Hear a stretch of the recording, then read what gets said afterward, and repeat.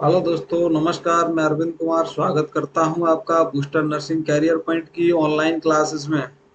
दोस्तों, मैं आज आपके लिए हेमेटोलॉजी की क्लास लेके आया हूं। हेमेटोलॉजी यानी कि ब्लड को हम अच्छे से पढ़ेंगे इस ऑनलाइन क्लास के अंदर। और मैं आपको वन बाय वन पूरा ब्लड देने वाला हूं, यानी कि पूरा ब्लड की क्लास, जितनी भी क्लासेस होती हैं ब्लड की, वो सारी मैं आपको यूट्यूब चैनल पर और अपने ऐप पर प्रोवाइड कराऊंगा। इसलिए इस ऐप को ज़्यादा से ज़्यादा फॉलो करें और इस ऐप को अपने दोस्तों तक शेयर करें, ताकि इस वीडियो का लाभ, इस हेमेटोलॉजी क्लास और ये ब्लड की क्लास सभी दोस्तों तक पहुंच सके। तो मैं स्टार्ट करता हूं आज की पहली क्लास, हेमेटोलॉजी। हेमेटोलॉजी, तो दोस्तों हेमेटोलॉजी होती क्या है, सबसे पहले इसके बारे में जानेंगे कि जो हेमेटोलॉजी होती है उसको हम किसको बोलते हैं। हेमेटोलॉजी मीन्स क्या होता है। तो हेमेटोलॉजी का मतलब तो आप जानते होंगे सब लोग, study of blood. Study of blood, blood की स्टडी को ही हम क्या बोलते हैं, हेमेटोलॉजी बोला जाता है। ब्लड की स्टडी को हेमेटोलॉजी बोला जाता है। अब दूसरी बात ये भी होती है इसके अंदर कि आप बोल सोच रहे होंगे कि ब्लड क्या होता है। ब्लड ब्लड और हेमेटोलॉजी दोनों में ही अंतर हो जाता है। ब्लड क्या है, हेमेटोलॉजी क्या है। हेमेटोलॉजी तो हम समझ गए, यहाँ पे स्टडी ऑफ ब्लड को हम बोलते हैं क्या, हेमेटोलॉजी। लेकिन ब्लड क्या होता है, तो ब्लड के अंदर आप जानेंगे ब्लड क्या है। Blood blood is a liquid connective tissue.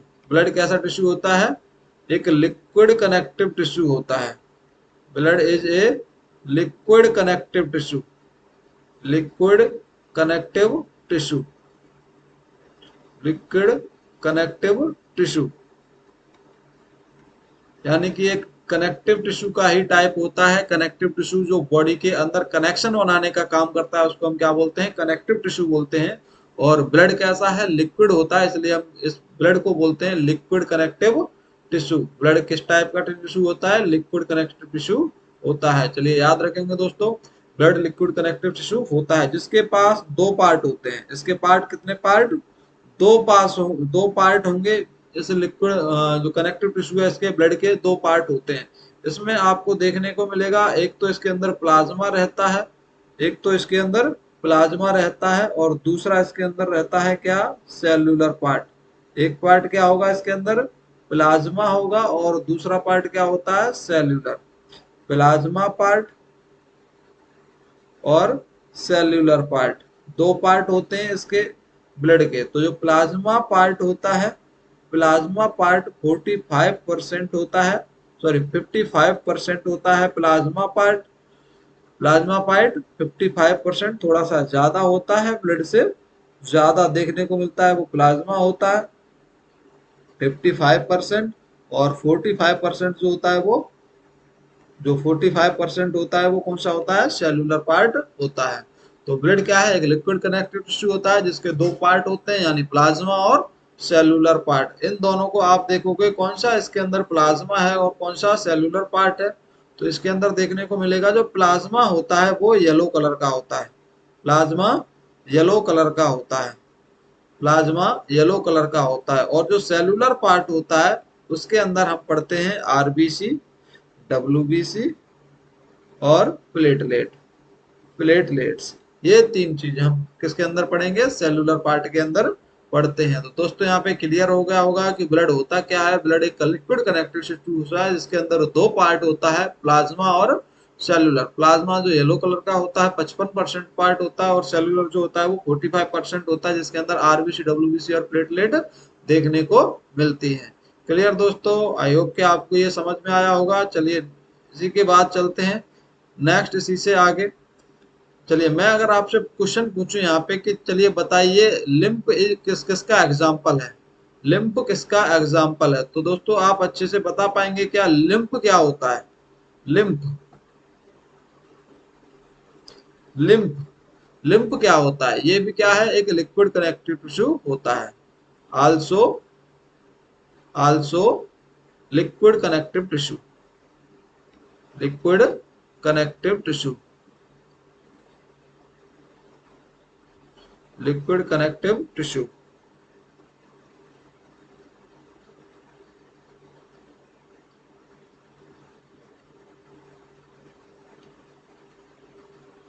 तो हमने यहाँ पे देखा ब्लड क्या है, ब्लड ब्लड क्या है, एक कनेक्टिव टिश्यू का पार्ट है। कौन से टाइप का कनेक्टिव टिश्यू होता है, लिक्विड कनेक्टिव टिश्यू होता है। कितने पार्ट होते हैं इसके अंदर, दो पार्ट होते हैं, एक प्लाज्मा पार्ट, दूसरा सेलुलर पार्ट। प्लाज्मा पार्ट इसके अंदर 55% होता है, सेलुलर पार्ट 45% होता है। जो प्लाज्मा पार्ट है 55% है, वो किसका कलर कैसा होता है, येलो कलर होता है। जो सेलुलर पार्ट है 45% है, उसका उसके अंदर क्या क्या चीज प्रेजेंट है, उसके अंदर आरबीसी प्रेजेंट है, डब्ल्यूबीसी प्रेजेंट है और प्लेटलेट प्रेजेंट होती है। तो मैंने यहाँ पे नेक्स्ट क्वेश्चन आपसे पूछा कि लिम्फ बताइए कौन से टाइप का कनेक्टिव टिश्यू है, क्या ये कनेक्टिव टिश्यू है, जी हाँ, lymph is also connective tissue. Lymph कैसा है, आल्सो लिक्विड कनेक्टिव टिश्यू होता है। क्लियर दोस्तों, चलिए नेक्स्ट चलते हैं। इसी ब्लड की क्लास के अंदर आगे चलेंगे, हम जानेंगे यहाँ पे नेक्स्ट इंपॉर्टेंट पॉइंट जो होता है इसी के अंदर, जो पूछा जाता है कि फादर कौन है हेमेटोलॉजी के, फादर कौन है हेमेटोलॉजी के, father of haematology, father of haematology, father of haematology किसको बोला जाता है। तो दोस्तों याद रखना, विलियम विलियम हैब्सन, विलियम हैब्सन को क्या बोला जाता है, father of haematology, father of haematology. तो इनके साथ में एक नाम और याद रखना है आपको, विलियम हार्वे का, विलियम हार्वे, विलियम हार्वे। एक तो विलियम हैब्सन है और दूसरे विलियम हार्वे हैं, HARVE, जो हार्वे हैं। इनको क्या बोला जाता है, क्यों इनका नाम ब्लड के साथ आता है, क्यों विलियम हैब्सन से कनेक्ट किया जाता है। इन्होंने क्या किया था, ह्यूमन ब्लड सर्कुलेशन की खोज की थी। किसकी, describe human blood circulation, human blood circulation, human blood circulation, human blood circulation की खोज किसने की थी, विलियम हार्वे ने की थी। याद रखना है आपको, कब की थी, 1628 के अंदर, 1628 के अंदर विलियम हार्वे ने क्या किया था, एक ह्यूमन ब्लड सर्कुलेशन की खोज की थी। याद रखेंगे, हमने पढ़ा था यहाँ पे ब्लड क्या होता है, ब्लड एक लिक्विड कनेक्टिव टिश्यू का पार्ट है। कितने पार्ट है इसके, दो पार्ट होते हैं, एक येलो पार्ट और दूसरा दूसरा जो एक तो येलो पार्ट, वो सॉरी इसका जो पहला पार्ट होता है प्लाज्मा होता है, जिसको हम बोलते हैं प्लाज्मा, और दूसरा होता है इसके अंदर ब्लड सेल या फिर सेलुलर पार्ट होते हैं। जो प्लाज्मा होता है वो 55% होता है, येलो कलर का होता है। और जो सेलुलर पार्ट है उसके अंदर क्या क्या प्रेजेंट है, आरबीसी, डब्ल्यूबीसी और प्लेटलेट। लिम्फ, हमने यहाँ पे एग्जांपल देखा, लिम्फ कौन से टाइप का कनेक्टिव टिश्यू होता है, वो भी एक टाइप का लिम्फ लिक्विड कनेक्टिव टिश्यू होता है।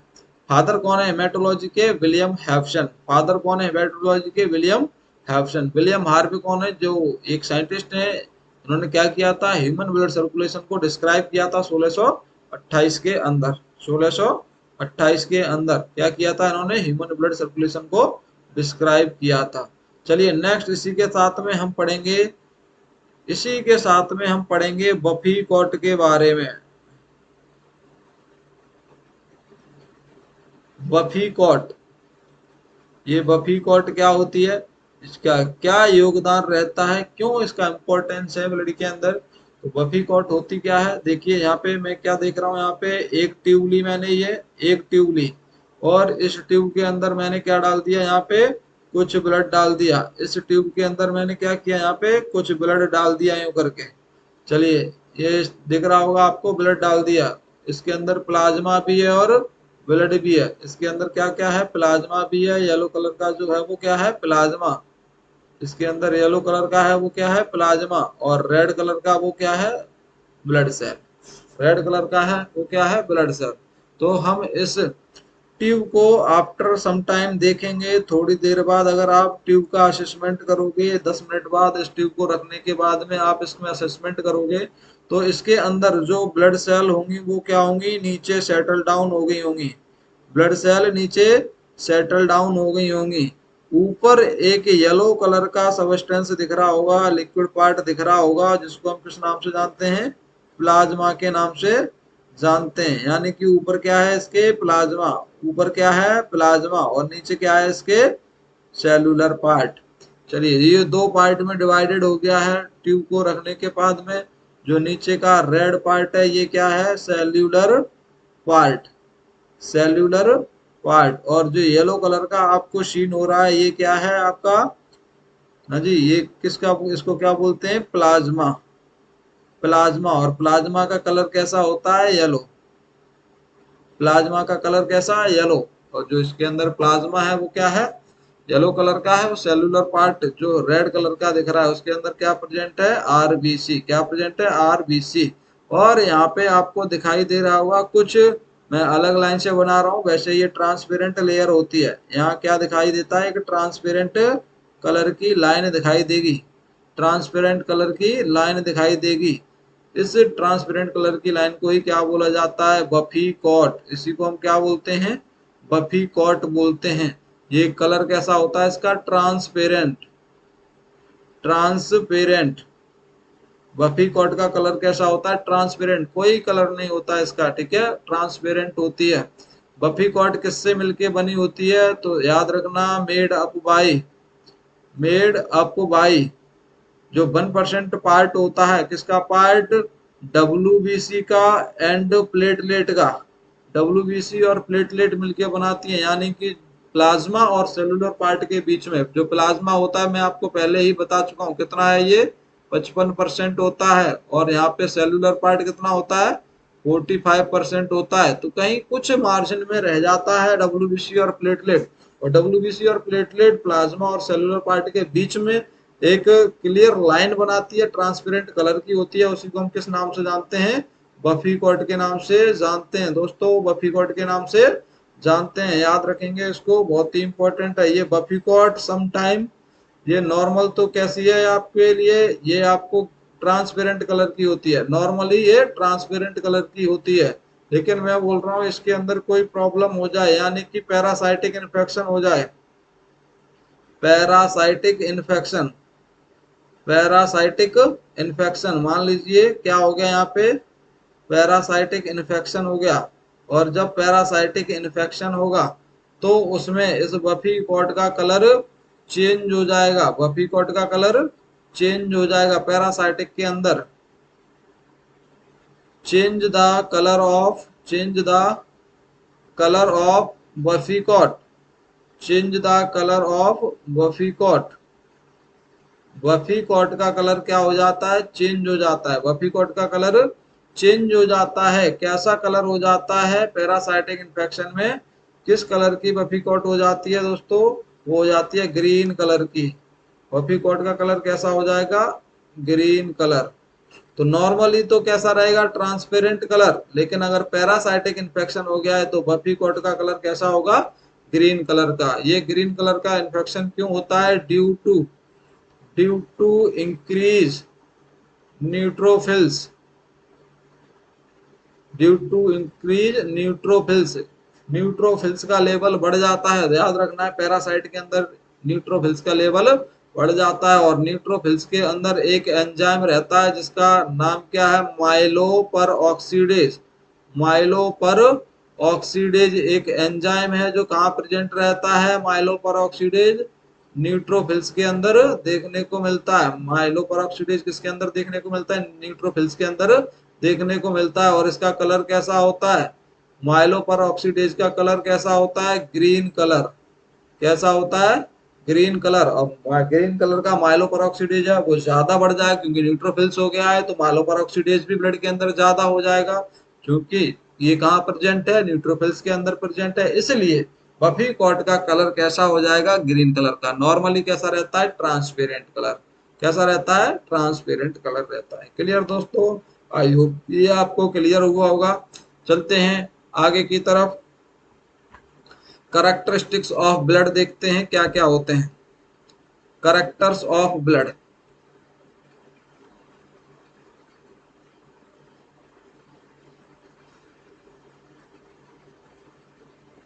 करैक्टर्स ऑफ ब्लड, ब्लड के कौन से करैक्टरिस्टिक्स होते हैं, किस किस को हम पढ़ेंगे।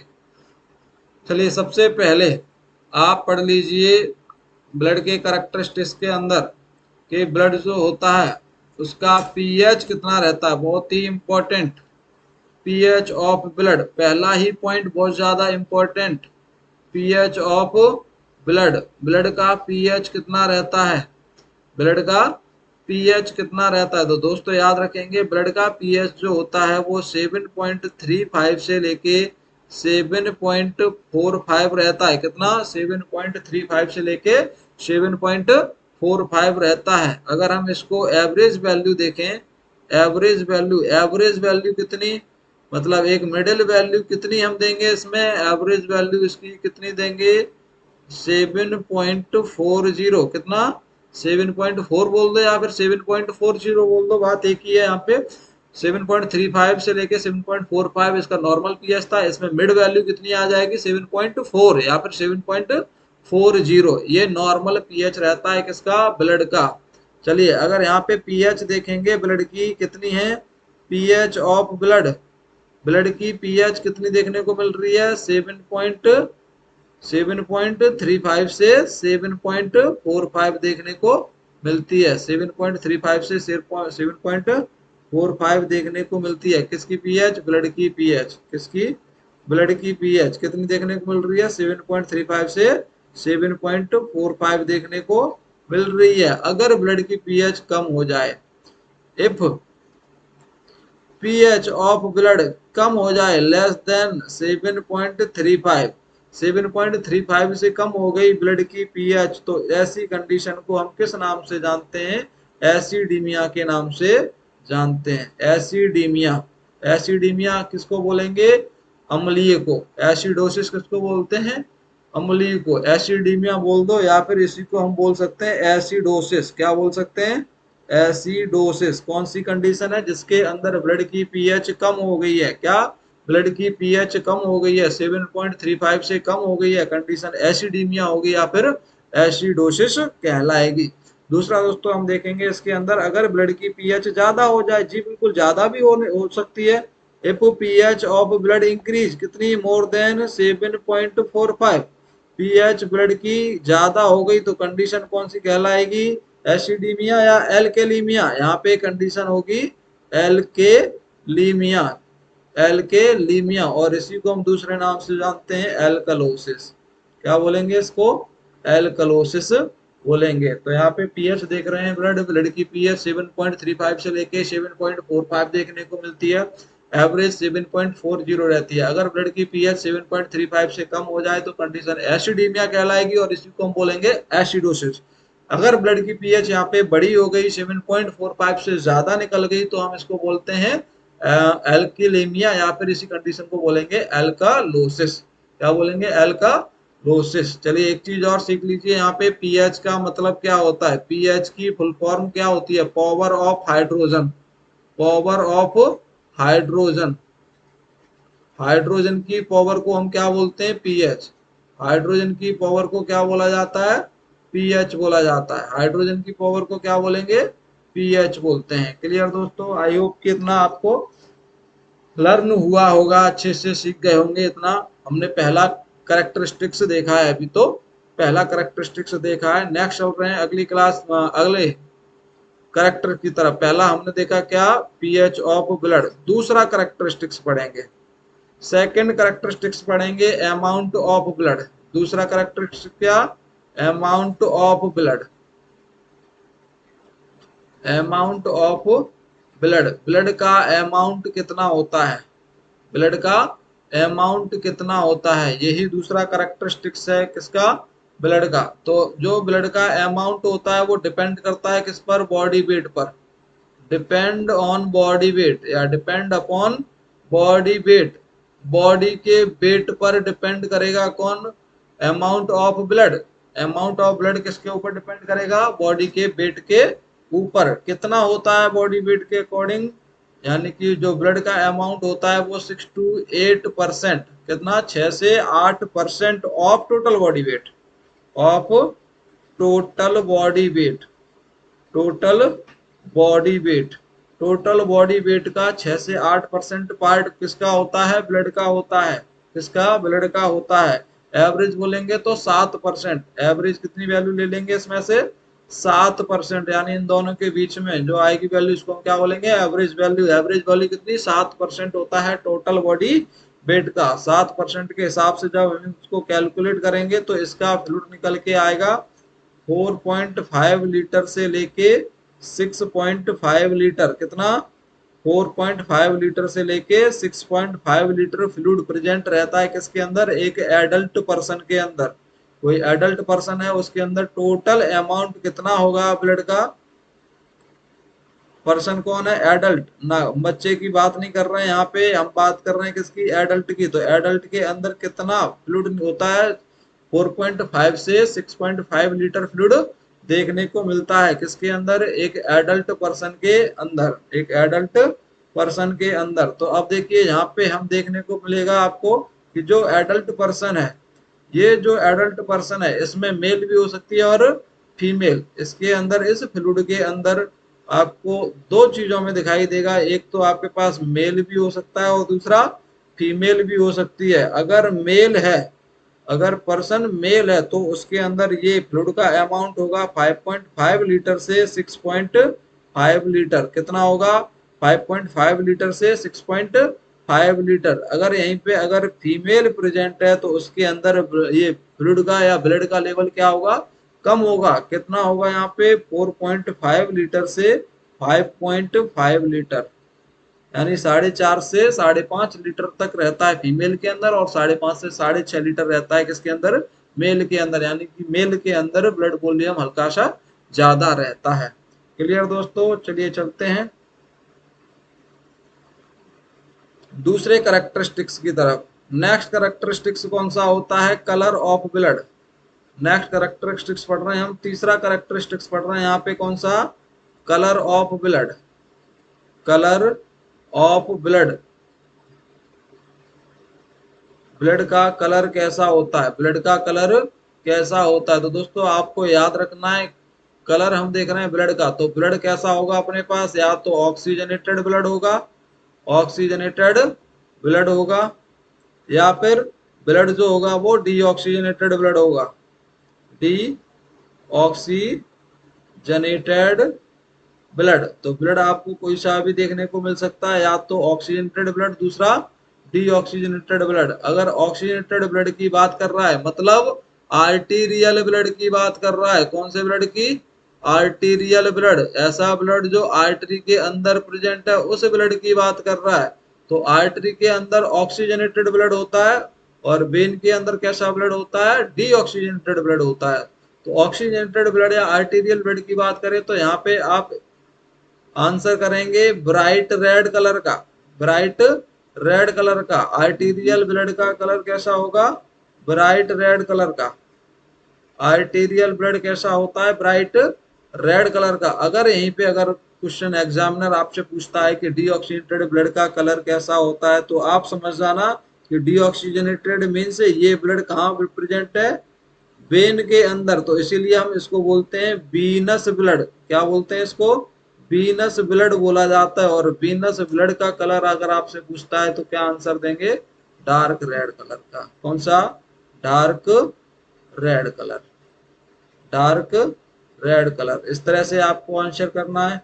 आंसर आपको एक ही याद नहीं करना है, रेड कलर ही नहीं है, रेड के अंदर ब्राइट भी है और डार्क भी है। ब्राइट रेड कलर होता है ऑक्सीजनेटेड, ऑक्सीजनेटेड ब्लड का या फिर आर्टीरियल ब्लड का, और डार्क रेड होता है डीऑक्सीजनेटेड या फिर हम बोल सकते हैं इसको वीनस ब्लड का। तो वीनस ब्लड पूछा गया है या फिर वीनस ब्लड पूछा गया है आपसे, या फिर पूछा गया है आपसे आर्टीरियल ब्लड। कौन सा, आर्टीरियल ब्लड। तो आर्टीरियल ब्लड पूछा गया है यानी कि ऑक्सीजनेटेड पूछा गया है तो ब्राइट रेड, और डीऑक्सीजनेटेड पूछा गया है तो यहाँ पे आपको याद रखेंगे क्या, वीनस ब्लड। क्लियर दोस्तों, चलते हैं नेक्स्ट कैरेक्टरिस्टिक्स की तरफ। नेक्स्ट कैरेक्टरिस्टिक्स है इसका टेम्परेचर।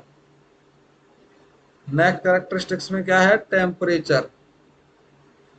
हमने अब तक 3 कैरेक्टरिस्टिक्स पढ़े हैं, अगले कैरेक्टरिस्टिक्स की तरफ चल रहे हैं जिसका नाम है, फोर्थ कैरेक्टरिस्टिक्स जो है उसका नाम है,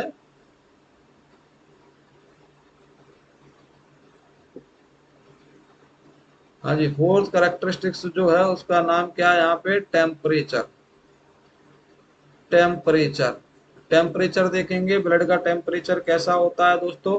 तो टेम्परेचर आपको याद रखना है, टेम्परेचर के अंदर क्योंकि ये वार्म होता है, इसका नाम क्या है, वार्म लिक्विड। क्योंकि हल्का सा ब्लड क्या रहता है, वार्म रहता है, थोड़ा सा गर्म रहता है अपने नॉर्मल बॉडी फ्लूइड से, नहीं बाहर वाले बॉडी फ्लूइड से, अपने एनवायरनमेंट से। तो अपने बॉडी फ्लूइड का जो टेम्परेचर होगा वो कैसा होगा, गर्म होगा, वार्म लिक्विड बोला जाता है। यानी कि वार्म लिक्विड क्यों बोलते हैं इसको, तो इसलिए बोलते हैं क्योंकि 1 डिग्री सेल्सियस हायर होता है। कितना, 1 degree Celsius, because 1 degree Celsius is higher, is higher, is higher than body temperature, than body temperature. जो बॉडी टेम्परेचर होता है अपनी बॉडी का, जो टेम्परेचर होता है उससे 1 डिग्री सेल्सियस ज्यादा वार्म होता है, 1 डिग्री सेल्सियस ज्यादा वार्म होता है। इसलिए हम इसको दूसरा नाम क्या देते हैं, वार्म लिक्विड। बताइए वार्म लिक्विड किसको बोलते हैं, ब्लड को बोला जाता है। क्लियर इतना। चलिए नेक्स्ट हम देखेंगे इसी के अंदर आपको याद करना है और करेक्टरिस्टिक्स की तरफ, इसकी स्पेसिफिक ग्रेविटी कितनी होती है, क्या, specific gravity, specific gravity, specific gravity हम देख रहे हैं स्पेसिफिक ग्रेविटी। और ये कौन सा करेक्टरिस्टिक्स है दोस्तों, ये करेक्टरिस्टिक्स है पांचवा, पांचवा करेक्टरिस्टिक्स देख रहे हैं ब्लड का, स्पेसिफिक ग्रेविटी को देख रहे हैं। तो ब्लड की स्पेसिफिक ग्रेविटी कितनी होती है, तो पहले तो ये याद रखना है आपको, स्पेसिफिक ग्रेविटी हमेशा कैसी होती है, यूनिट लेस। कैसी होगी, यूनिट लेस स्पेसिफिक ग्रेविटी होती है। कितनी होती है स्पेसिफिक ग्रेविटी, तो याद रखना है 1.060, कितनी, 1.060, 1.060, ये किसकी स्पेसिफिक ग्रेविटी है, ब्लड की स्पेसिफिक ग्रेविटी होती है। क्लियर। नेक्स्ट देखेंगे इसके अंदर विस्कोसिटी, नेक्स्ट कैरेक्टरिस्टिक्स क्या है, विस्कोसिटी। ब्लड की विस्कोसिटी कैसी होती है, ब्लड की विस्कोसिटी कैसी होती है, विस्कोसिटी ऑफ ब्लड,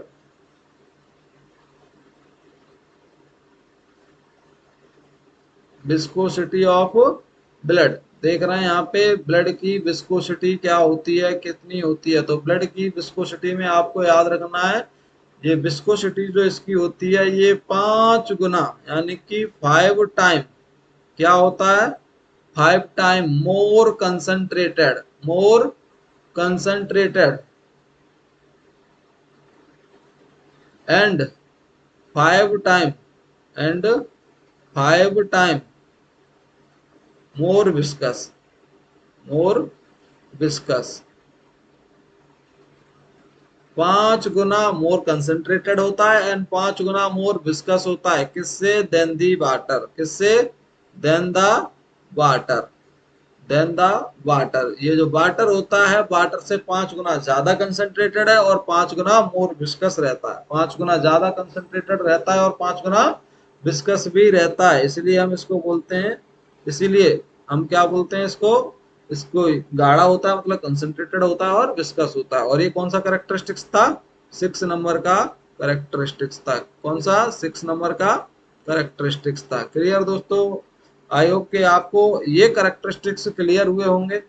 हमने ब्लड पढ़ा, ब्लड को हमने देखा था कौन सा होता है, क्या होता है। ब्लड एक लिक्विड कनेक्टिव टिश्यू होता है जिसके अंदर 2 पार्ट होते हैं, प्लाज्मा और सेलुलर पार्ट। प्लाज्मा जो होता है वो येलो कलर का होता है और सेलुलर पार्ट जो होता है वो कैसा रहता है, यहाँ पे सेलुलर पार्ट जो होता है वो कैसा रहेगा, यहाँ पे सेलुलर पार्ट यहाँ रहता है, सेलुलर पार्ट आपका रेड कलर का रहेगा जिसके अंदर आरबीसी, डब्ल्यूबीसी और प्लेटलेट देखने को मिलती हैं। हाँ जी, तो जो प्लाज्मा है वो 55% होता है और जो सेलुलर पार्ट होता है वो 45% होता है। इन दोनों के बीच में हमने देखा था कि एक बफी कॉट प्रेजेंट रहती है और बफी कॉट 1% पार्ट बनाता है और वो उसका डब्ल्यूबीसी का और प्लेटलेट का।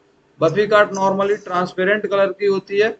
अगर बफी कॉट आपको ग्रीन कलर की अपियर हो रही है तो ये कंडीशन देखने को मिलेगी न्यूट्रोफिलिया वाली कंडीशन में, यानी कि न्यूट्रोफिल्स का लेवल बढ़ गया है, यानी कि पैरासाइटिक इन्फेक्शन हो गया है, इसलिए न्यूट्रोफिल्स का लेवल बढ़ जाता है। और न्यूट्रोफिल्स के अंदर ऐसा क्या है जिसकी वजह से न्यूट्रोफिल्स का कलर ग्रीन हो जाता है, तो उसके अंदर एक ग्रीन कलर का सबस्टेंस रहता है जिसका नाम है माइलोपेरोक्सीडेज। एक एंजाइम का नाम है माइलोपेरोक्सीडेज। ये माइलोपेरोक्सीडेज नॉर्मली ग्रीन कलर का है, इसलिए न्यूट्रोफिल्स का कलर ग्रीन होता है। और ग्रीन ये पैरासाइटिक इन्फेक्शन में बहुत ज्यादा बढ़ जाता है, इसलिए बफी कॉट का भी कलर कैसा हो जाता है, ग्रीन हो जाता है।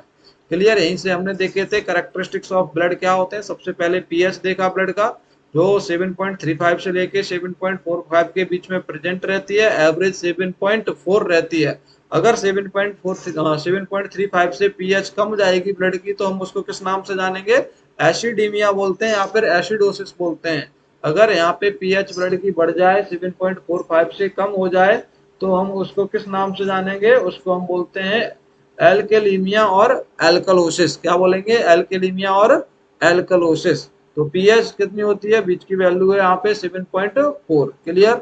पीएच के बाद में हमने नेक्स्ट देखा था इसी के अंदर, पीएच के बाद में हमने देखा है यहाँ पे वॉल्यूम। पीएच के बाद क्या देखा?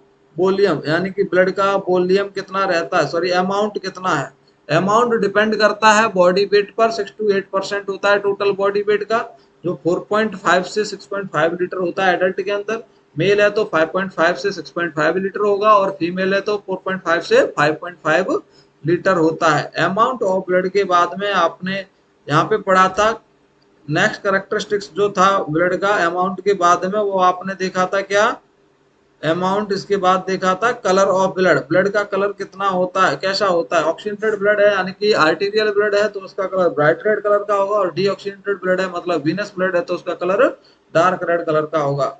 नेक्स्ट देखा था आपने टेम्परेचर, कि जो टेम्परेचर कितना होता है ब्लड का, तो ब्लड को वार्म लिक्विड बोलते हैं। ब्लड को क्या बोलते हैं? वार्म लिक्विड, क्योंकि 1 डिग्री सेल्सियस क्या होगा? हायर होगा किससे? बॉडी टेम्परेचर से। बॉडी टेम्परेचर से हमेशा 1 डिग्री सेल्सियस क्या रहता है? ज्यादा टेम्परेचर देखने को मिलता है। नेक्स्ट देखा स्पेसिफिक ग्रेविटी। स्पेसिफिक ग्रेविटी हमेशा यूनिट लेस होती है। कितनी होती है? 1.060। कितनी होती है? 1.060। नेक्स्ट देखा इसके बाद विस्कोसिटी ऑफ ब्लड। विस्कोसिटी में क्या देखा आपने? कि जिसके 5 गुना मोर विस्कस होगा, 5 गुना मोर कंसेंट्रेटेड होगा किससे? वाटर से। यानी वाटर पतला होता है और ब्लड थोड़ा सा थिक थिक होता है। वाटर पतला है मतलब थिन है, और वाटर ब्लड कैसा है? यहाँ पे थिक होता है, कंसेंट्रेटेड होता है, विस्कस होता है। क्लियर? ये करेक्टरिस्टिक्स दोस्तों हमने पढ़ लिए हैं। नेक्स्ट इसके हम पढ़ेंगे इसके बाद फंक्शन क्या होते हैं प्लेसेंटा के, और कौन से कंपोनेंट हैं, उन कंपोनेंट को एक एक करके डिस्क्राइब करेंगे नेक्स्ट क्लास के अंदर। होप शो कि आपको ये क्लास समझ में आई होगी, और आगे क्लास कंटिन्यू करने के लिए, पूरा ब्लड यहाँ पे पढ़ने के लिए क्लास को सब्सक्राइब करना ना भूलें। चैनल को सब्सक्राइब कीजिए और अपने मित्रों के साथ, अपनी मित्र मंडली के साथ शेयर करना ना भूलिए। थैंक यू दोस्तों।